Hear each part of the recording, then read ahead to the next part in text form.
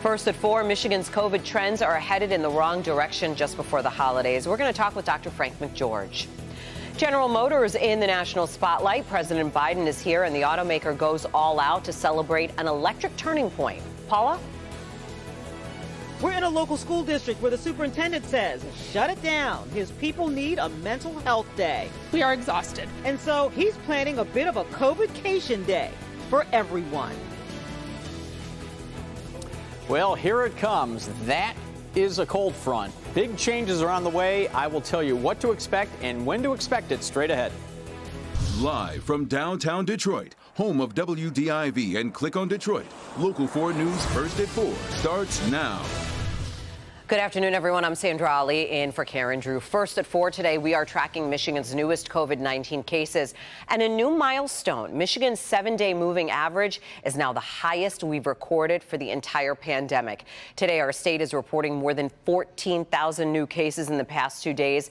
That's a daily average of about 7,200. That number is close to double what we reported last week. And we should point out the 7-day positivity rate is now above 16%. We're also hearing about 242 additional deaths connected to the virus, with most of those coming from a records review. These trends come as Metro Detroiters are heading into the holidays, causing more confusion and more concern now about how to stay safe. Our Dr. Frank McGeorge is always watching all the trends for us. And Doc, what's the takeaway at this point as we look at these new numbers?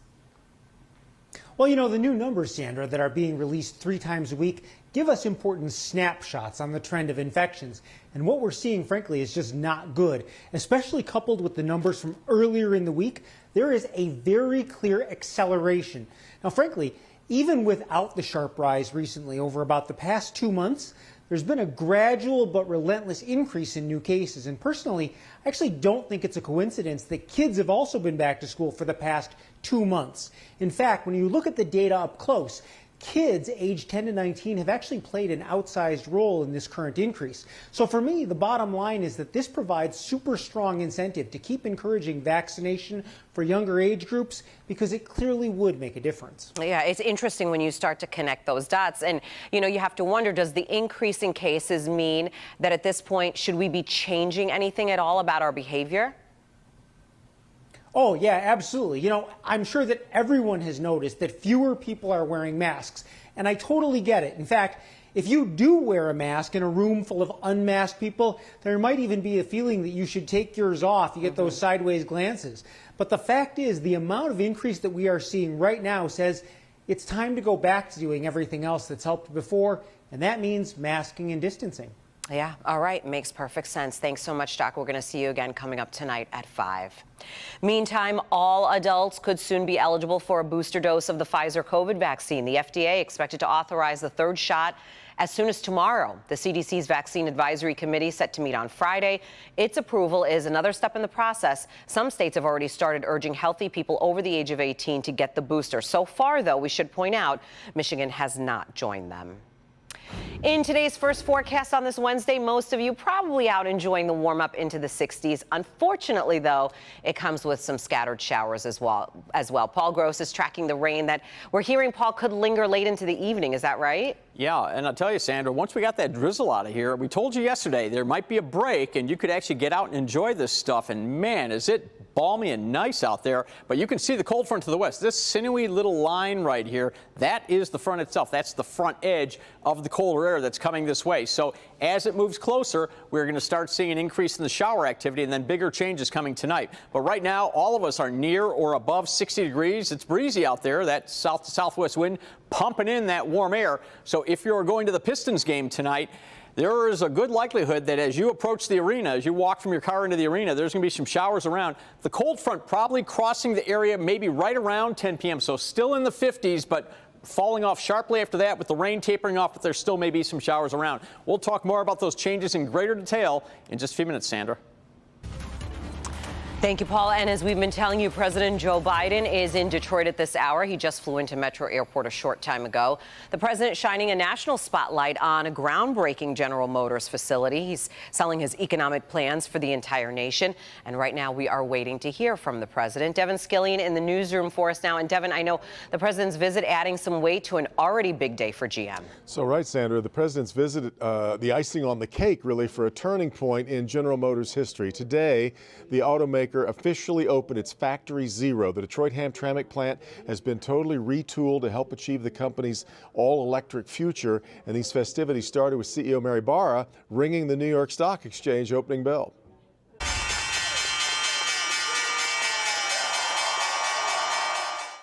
That bell ringing actually happened right here in Detroit.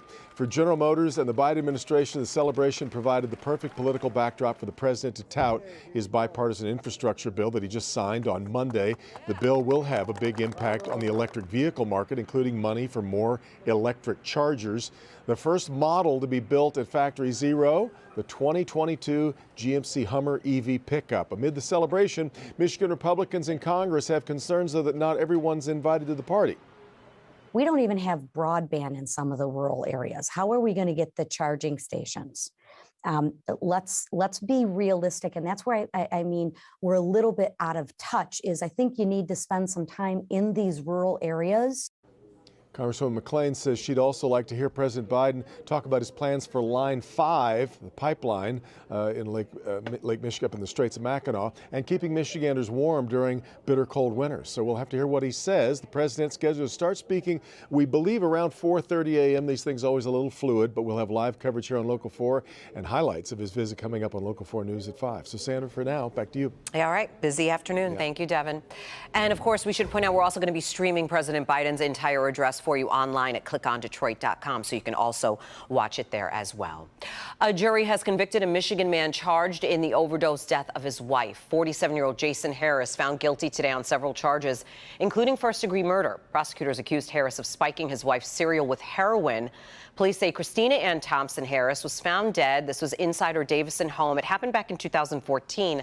Her death was initially ruled an accidental overdose, but after her frozen breast milk tested positive for heroin, her husband was charged in her murder. Harris is being held now in the Genesee County Jail. Sentencing is set for December 10th. Deliberations in the Kyle Rittenhouse murder trial are still going on right now. The case went to the jury late yesterday morning. A short time ago, attorneys for Rittenhouse asked a judge to declare a mistrial before the jury reaches a decision. They say the defense received an inferior copy of key video from prosecutors, and they would have approached things differently if they had the higher quality video. The judge has not yet ruled on that request. A local school district is doing something that we've never heard of before, but the COVID pandemic has really taken a toll on just about everyone. The superintendent there decided his district needed a mental health day. That's right, an extra unexpected day off. Paula Tutman looks at how that decision was made, and she's been getting reaction as well.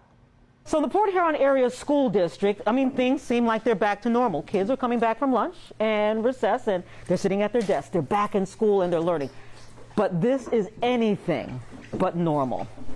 If I'm reading it, I want to be able to see in my mind what's happening. Appearances are deceiving, especially in school, where students, teachers, and staff are dealing with real, emotional, and sometimes physical trauma of living through and learning through a pandemic. Like Aubrey, who just doesn't feel like she did well during remote learning and now has to relearn how to learn. I was pretty nervous because I thought I might forget how to do things. And for fourth grade teacher Sarah Driscoll. Yes, my darling. Who has raw emotion bubbling up just beneath the surface of every word she speaks about the last nearly 2 years. We are exhausted. But like every other teacher, she pulls it together for her class. You guys are writing so much. I'm so excited to read these. Nothing in college prepared us for what we've had to deal with the last 2 years in education. You're doing a great job. I love it. Yeah. Yes, that's great. You see staff who break down. You see it on the kids' faces. You see the frustration. You see them getting stressed out. You see them getting frustrated, and then seeing it home as well with my own daughter. Which is why she was so grateful when the superintendent of the Port Huron Area Schools District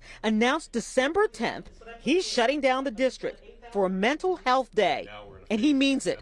shut it down. I don't want any emails. I don't want anyone in the buildings. I don't want any custodians coming in to catch up on those rooms, or a teacher doing a planning session. Take the day off. Be with your family.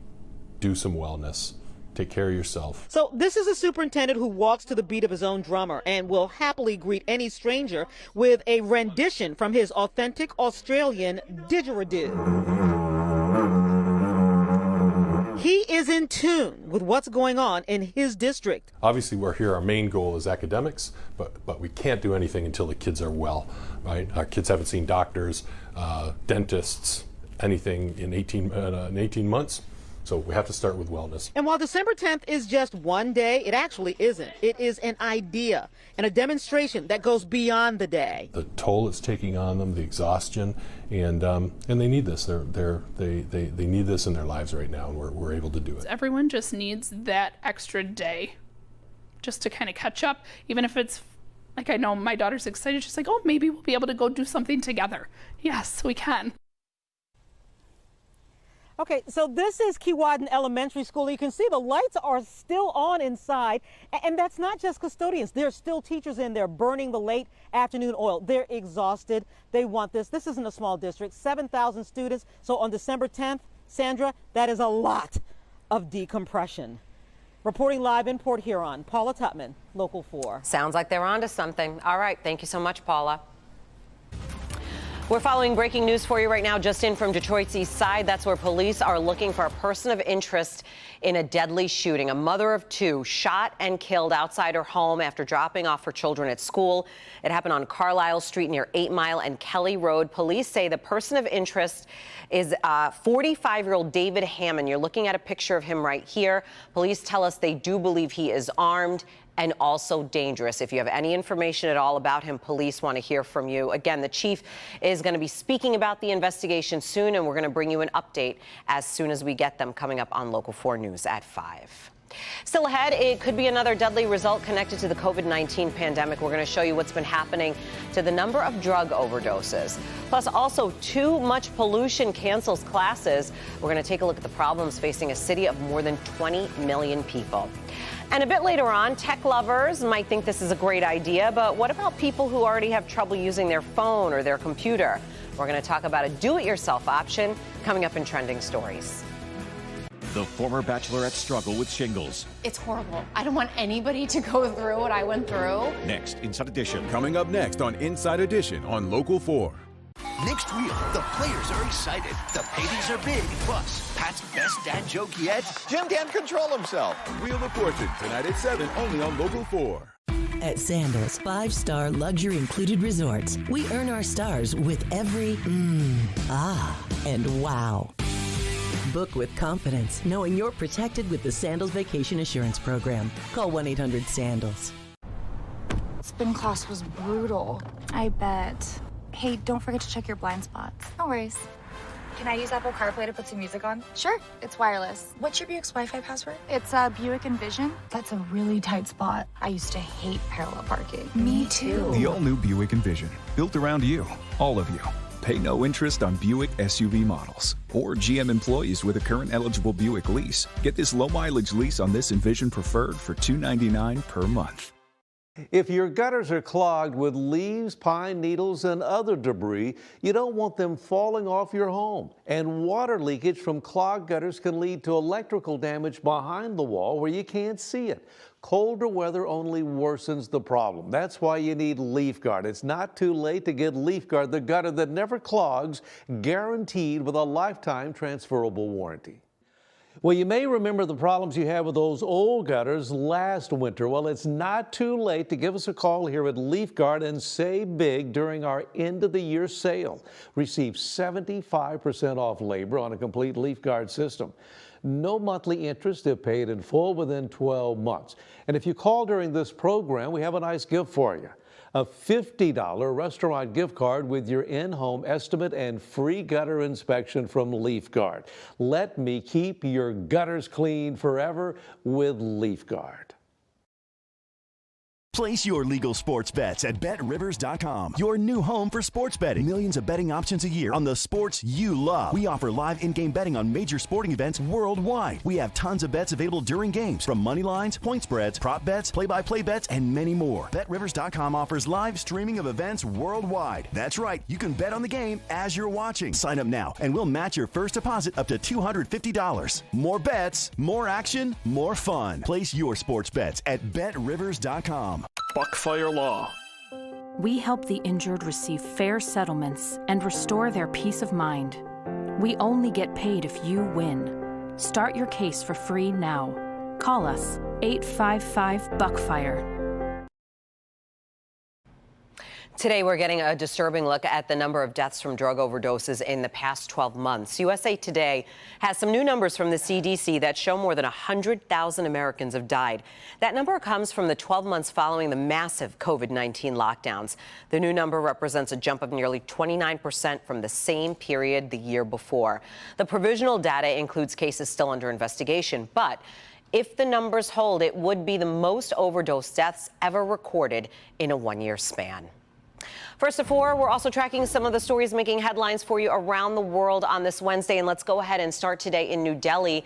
A growing level of toxic pollution has forced the government to close schools and colleges. This is around the Indian capital. They're closing until further notice. The dirty air crisis has underscored India's reliance on coal power. 6 of 11 coal plants surrounding the city have now been shut down. The air quality index there has reached 500. The World Health Organization also says a reading of just 50 is actually considered good. Fans of the British royal family are glad to see Queen Elizabeth is back to work. This face-to-face audience at Windsor Castle was the monarch's first since suffering a back sprain. Today, she met with General Sir Nick Carter, the chief of the defense staff. The Queen has been dealing with some health issues lately, missing public engagements.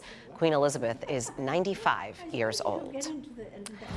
Well, Paul Gross is here on this Wednesday tracking some showers for us tonight, but the bigger story might be that temperature drop, Paul. It's a big one. Yes, and it's going to come very quickly, and we're going to break this down for you and kind of take you step by step through the night in a second. Right now, 62 degrees at Metro Airport, south-southwest wind at 20 with winds gusting to 37 miles per hour. All right, there are a number of different ways you can find a cold front on the map. Let's start with radar, and you see this narrow line here. You can actually see the cold front. This is it right here. So there's the cold front between Grand Rapids and Lansing. But there are other ways. For example, let's get back to temperatures here. You can see east of that front, it's near 60 degrees. You get behind the front and it immediately drops to near 50, even 47 there up at Big Rapids. There's another way you can find a cold front. You see ahead of the front, these little yellow arrows, that's the direction the wind is blowing. So blowing generally from the south ahead of the front. And once you get to that front, behind it, it's generally a west to northwest wind. So a lot of different ways you can actually see the cold front, and that west to northwest wind is going to be bringing in that cold air, and we'll show that to you in a second. But right now, you can see that we have the cold front here between Lansing and Grand Rapids, and it's going to be marching across the area. It should be splitting the area probably by about 7, 8 o'clock. So let's say 7, 8 o'clock, you leave Milford and you head to maybe Howell. It's going to feel very different by the time you get just a half hour west of you there, 20 minutes west of you. So the front is going to be on the east side by about 9 o'clock, and then it's to the east of us by 11. And that's when all of us are now going to be seeing the temperatures plummeting. Showers ending probably around 11 o'clock, midnight, somewhere in there. Maybe there could be a few stragglers after midnight, but most of it moves out. For the day on Thursday, a little bit of sunshine. We should get some, but then we cloud up in the afternoon. And don't be surprised if you see a couple of flakes out there, but nothing of any consequence. Then Friday, we should get some sunshine. Maybe we get partly cloudy skies in the afternoon for some of us, but overall Friday will be a much quieter day. All right, let's talk about the temperature drop. So by 10 o'clock tonight, this front is now already moving through the area. So the east side, you're still only in the low 50s, but notice we already have 40s back to the west. Then by midnight, we're all in the 40s. So if you're taking the dog out for that last bit of business before you go to bed later this evening, it's not going to feel like it does right now. It's going to be a lot colder. Look at this, 30s by morning, and then tomorrow afternoon only rising into the upper 40s, maybe not even climbing out of the 30s in some spots. So get ready, it's coming.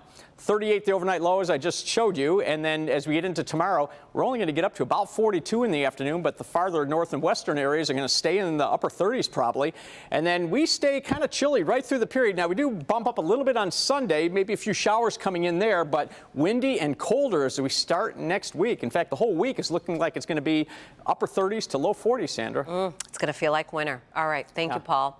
Still ahead, remember when some people were leery of the name Little Caesars Arena? Well, today everyone's talking about another stadium name change. See if you think it's worse or maybe you'll like it. But first, are you ready to do it yourself when it comes to smartphone repairs? One company is making the move to self-service. Trending stories up next.